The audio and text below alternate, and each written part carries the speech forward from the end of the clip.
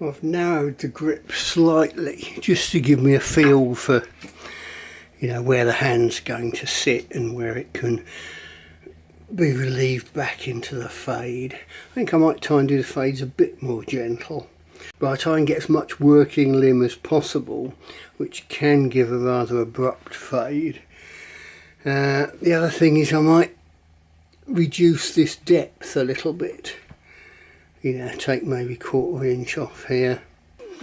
Done a little bit more relieving here and there, odd little thick bits like there where there's a bulge in the sapwood. But what I've also done is, I don't know if you can see it, it's supposed to be a letter R, R for rasp, because the wood was tending to snag and tear there.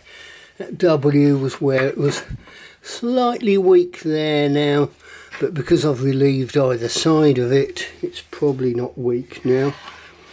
Similarly, you can see that's pretty thin there, and I've L for leave, because, you know, when you're working on this face of the bow, you don't necessarily notice it's getting a bit thin there. So I'll put marks on it to let me know what to do. Similarly, there's W there again for weak. And yeah, you can see I said rasp, because all down this edge, it's only this, it's about this last sort of 1/2 inch, all down this side, it tends to tear. And if you're not careful, you think, oh, I'll just carry on, and it can rip right into the wood or take out a big spool. So yeah, I'm rasping, and obviously around the undulations, well, it may not be obvious, it's difficult to work in with a draw knife, especially as it's tending to tear. So that's mostly rasp work there. In fact, you can see here the grain dives across at a bit of an angle and it's torn off there, but I'll narrow the tip towards that centre line a bit. Yeah, all coming on. Yeah, one of the guys was asking about dimensions. Well, that's it against Twister and the other primitive, which is arguably my masterpiece, for want of a better word, with the hole in it. But you can see it's otherwise a very clean stave. So maybe with the knotty staves I was just pushing it a bit too hard, trying to make a bow that was too short and too highly stressed.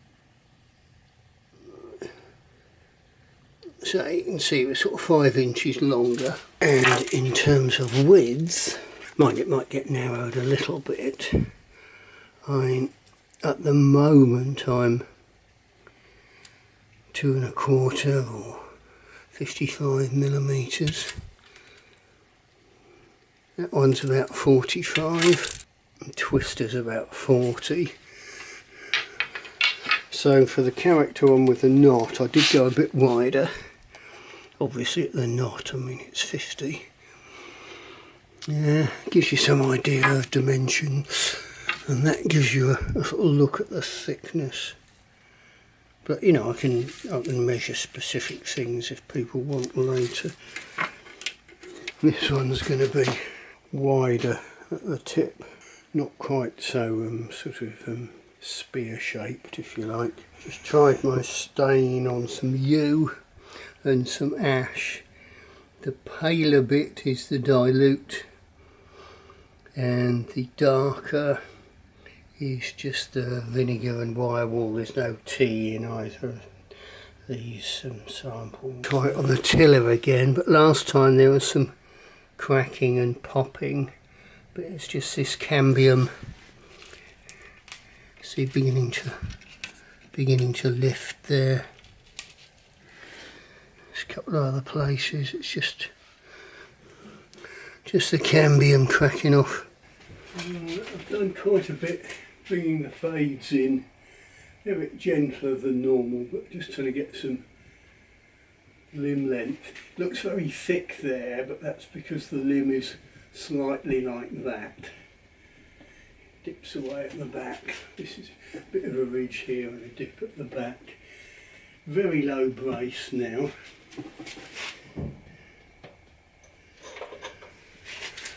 But we'll just see if that's made any real difference to anything. There she goes. Yeah, I think that right limb's moving a bit better now. Still looks a bit stiff there, but is it because there's a bit of reflex?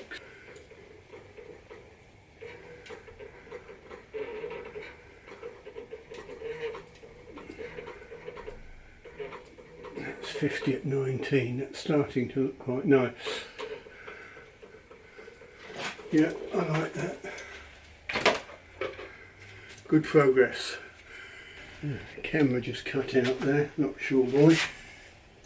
Lack of memory, lack of battery. I think it only does a certain amount of video. There we are, 50 at 22, so we're virtually there. There's a bit of cracking and popping, but I know that cambium, some of these last thick bits of cambium just popping off.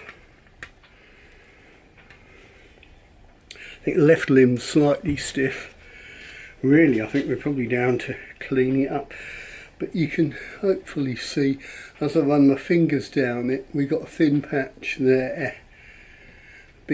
That big knobble there is a bit thick. So I need to take that down. But that's where that knot was. Yeah, that knot there. And there's a couple of pins coming through on the back. But that does feel very thick. And that thin point, I'd already put L for leave on there. Some of these little dips. So you've got a little dip there and a thick point here. And you can see I've shaved the sapwood off a little bit where this bulge is. It's letting your fingers do a little bit thin there. L for leave.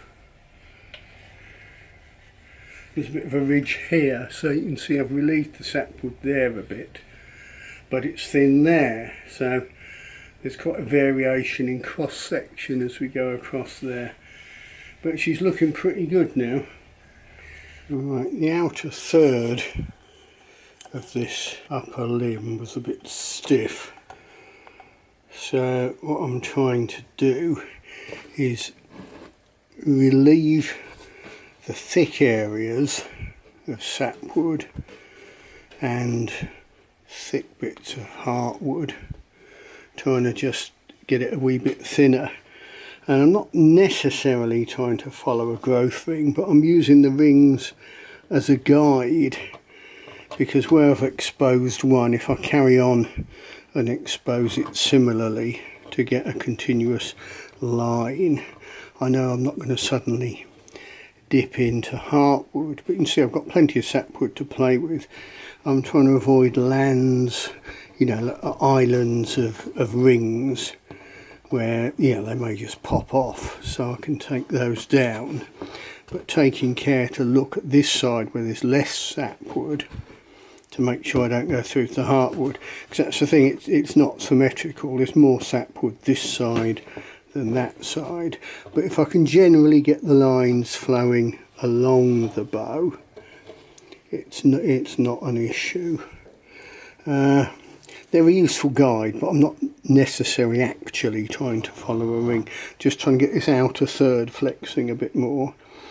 Then that will leave the left limb as stiff, which I can be working down. I've probably got another £10 to take off it yet, but I don't want to try and take it all off the heartwood side.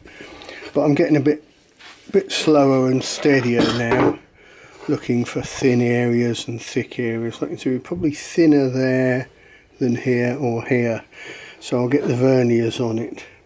But it's always deceptive. We're thick here, aren't we? It's obvious there's a thick point there, but if we flip it over, you can see we're a bit thin here, so it's tricky. And also with this pin knot, I don't want to take off sapwood, because I could go down and, oh hello spider, I could find I'm touching heartwood if I'm not careful. because often where knots come up, the heartwood bulges up underneath. So I'm just tinkering around slow and steady. It's not final finishing yet, because like I say, I've still got about £10 to take off, and I'm using this coarse half round rasp. I like these. That and the equivalent cabinet rasp are very nice tools. That quite coarse this side, very fine the other. It's done a bit more work with the rasp, and I've just cleaned it up using half round bastard file. It's just an old fairly blunt one, it's not much good for cutting steel, but takes the wood off nicely. And you can see, so if we look at these growth rings here on the edge, they flow much more continuously as a line along the bow. This was that patch of islands where there's a lot fewer of them, and this one might disappear now, and generally the lines are flowing along the bow more. Bit of an island there, but I've still got a fair bit of sapwood to play with, but it's getting a bit thin there. But what I'll do now is turn it over and do similar to the heartwood. Just remove these couple of thick bits, like just there, it's thick, and right near the tip it's very thick. But I'm leaving a bit there to allow for either doing an overlay or cutting in knocks from the side. It's a bit of a slight deflex dip at the end, which is ugly, but so a tip overlay might just lift this up a bit to look nice. But you can see I'm not following a ring, but I'm just trying to be sensitive to blending the whole thing in. Like there's a tiny little land, I mean I can just take that off. A couple of touches of a rasp and that will probably go. Someone asked about thinning the sapwood. Well, you can see on that far limb the sapwood's all been reduced. This limb, where it was much thinner, it's very much been left alone, except there was a ridge here where you can see I've eased off the sapwood a bit. Not hugely, just kept it fairly even. And similarly here there was a bulge in the sapwood, and well, there's a bit of a dip there. And you see, to counteract the dip I've had to ease off this area, because effectively if you've got a weak point at something like a dip, you can't strengthen it. All you can do is weaken either side. In fact, you can see the heartwood there can come down a little bit as well. Which is why when you get to this stage you've got to be looking at these details. Early on you're just taking the bulk down to get the draw weight somewhere near right. Now, another bit of detail on this lower limb. You can see we're thin there, we're a bit thick here, which is where I've been relieving that sapwood. I may relieve it a little bit more, or just take some more of this heartwood off. You can see that's where I've been working. There's an area there which was marked as L for leave, or 7, reading it up this way. But you can see we're much thinner here. That where I said leave is a thin spot. By this knot and onwards up the bow, it's just much thicker.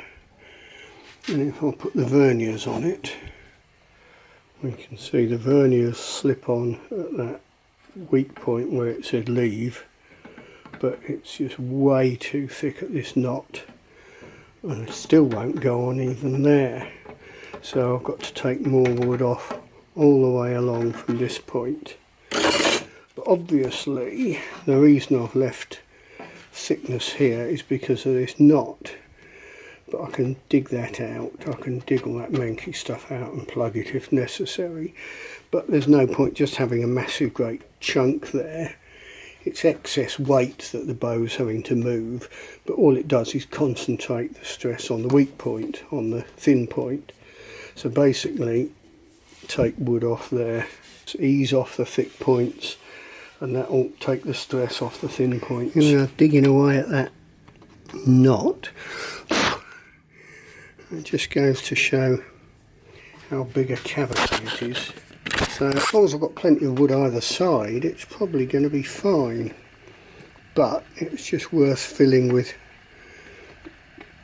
you know, yew dust and epoxy, or a tiny little plug or some such. It's always worth investigating, because what can look just like, oh well, it's only a couple of tiny little pins, in actual fact you've got a cavity that you could park a small car in.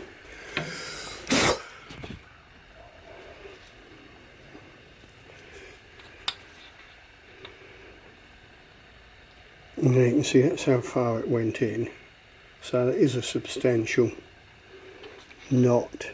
On this one, that's probably alright, but I might waggle at it and just see if it falls out or what.